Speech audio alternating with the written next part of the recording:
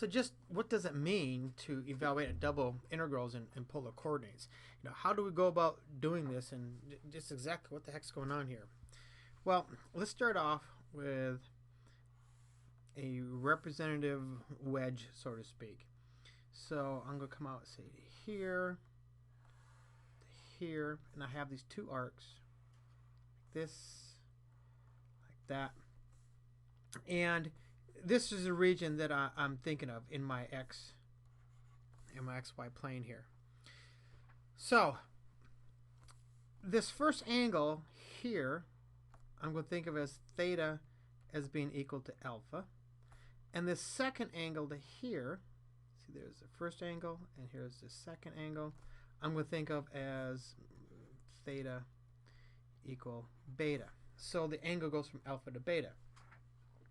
Now, I'm going to take this and I'm going to break this up into just a couple of regions here. So basically I have this larger wedge and I'm breaking it up into smaller wedges. Now, any representative component here, like say right in here, I'm going to refer to this whole region here as being R. And this piece right here, I'm going to think of as being Rij. Now, Rij has a center right here that would have coordinates. I'm going to say Ri star and theta j star. So what I need to do is define just what this Ri star and theta j star actually is. Well, this polar subrectangle, because that's what this is a polar rectangle. This whole thing's a polar rectangle. This is a subrectangle. Is going to have the center with coordinates Ri star is going to actually be equal to 1/2 times Ri minus 1 plus Ri, and theta j star is going to be equal to 1/2 theta j minus 1 plus theta j. Well, think about this in terms of the radiuses as such. All this is saying is that this radius here and this one here, if I'm thinking about this very first one as being the I minus 1th and this one being the ith, then simply subtracting or adding these two together and dividing by 2, I'm finding an average, finds the middle in terms of my radius in this direction. In terms of the angle, I'm going to do the exact same thing.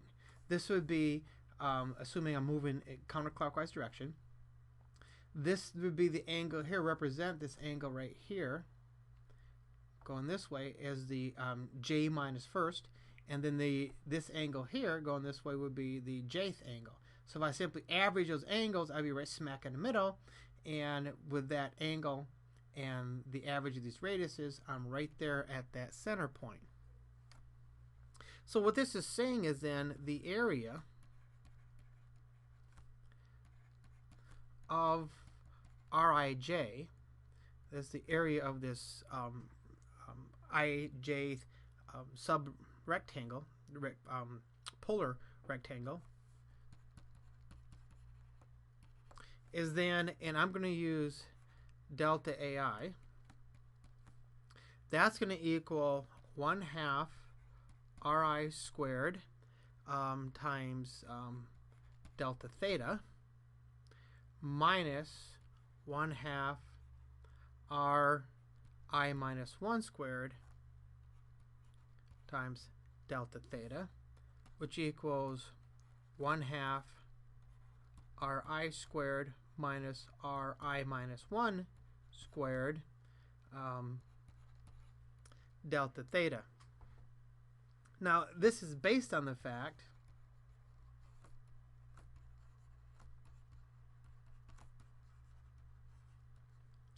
that the area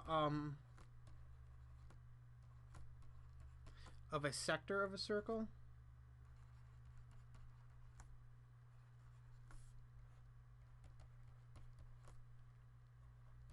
with a radius of r and central angle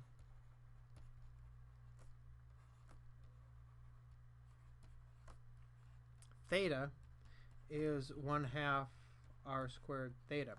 Now, the central angle, if you're not sure what central angle is, that's just the angle like right here.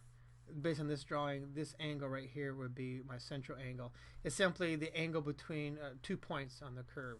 So I have a radius that sweeps through 2 different points, and that's the angle between those 2 points, essentially. That's what we think of as a central angle. So back to here, I'm just going to do a little of algebra. This is going to be 1/2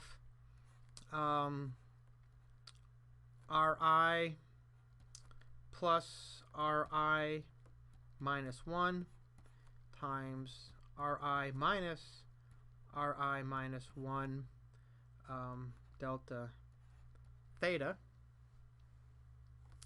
which Ri minus Ri minus 1 is what I'm thinking of as Ri star, and Ri plus Ri minus 1 is delta r. That's the change in radius. What that gives me then is that this up here, this delta AI, is actually going to be equal to, oops, I have, just notice I got these two backwards. This is my delta R, because I forgot my 1/2, put 1/2 in there, and this is what I'm thinking of right here. That is the Ri star. Sorry about that, just spotted that 1/2. So this delta AI actually equals Ri star times delta R delta theta, which is getting us really close to being able to figure out how to actually integrate this thing. We're almost there. Now, although we've always defined the double integral over a rectangle, a function of f of x, y, in terms of ordinary rectangles, it can actually be shown that continuous functions f, the results using polar rectangles are always the same. So the idea of switching to polar rectangles is not a big deal at all. Now, if we think in terms of our rectangular coordinates of the center of Rij, those rectangular coordinates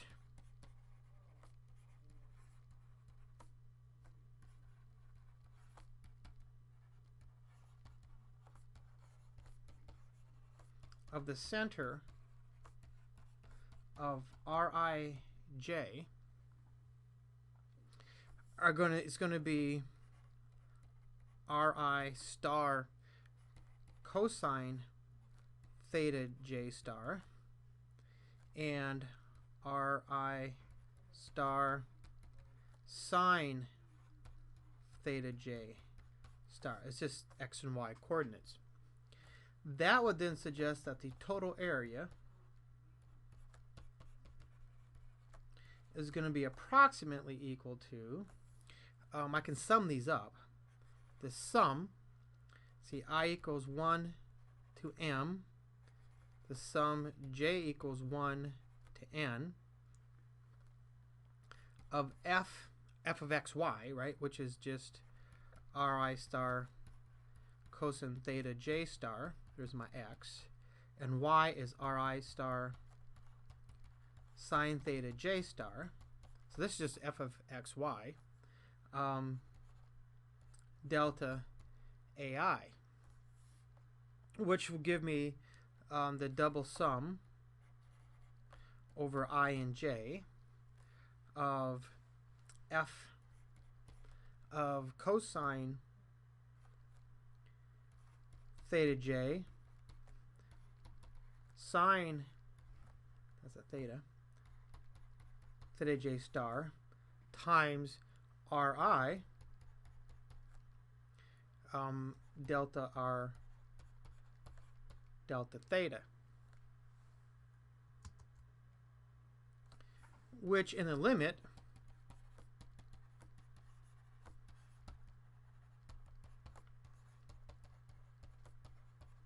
if I let m and n go to infinity, that's going to give me the double integral from alpha to beta, and then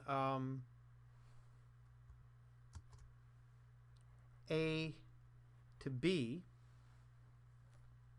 of f of r theta r dr d theta. Now watch it. Be very careful because it is easy to drop that r. This guy right here. That's important. It's really easy to just let loose and forget him because you think of this function dr d theta, but the r belongs there. It's right here.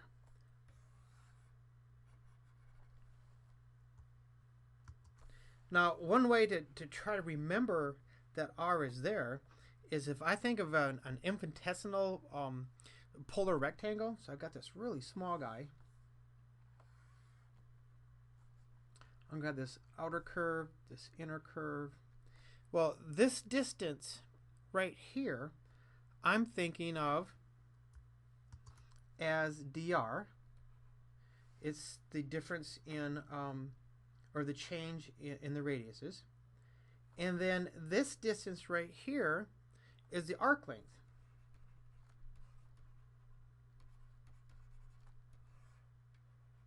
Well, the arc length is r, my radius, d theta, because theta is going to give me the change in angles. So when I put this together, this area for this infinitesimal polar rectangle is going to be height times width, so that's going to be r dr d theta. So that's one way that might be useful in trying to remember that r, because it's easy to drop out of there. So now I'm going to rewrite this one more time. What we now have is a way to do double integrals over polar coordinates. My outer integral I'm going to think of from alpha to beta, the change in thetas, and then from a to b, that's where my radius is, and I'm going to have this function written in polar coordinates times r dr d theta.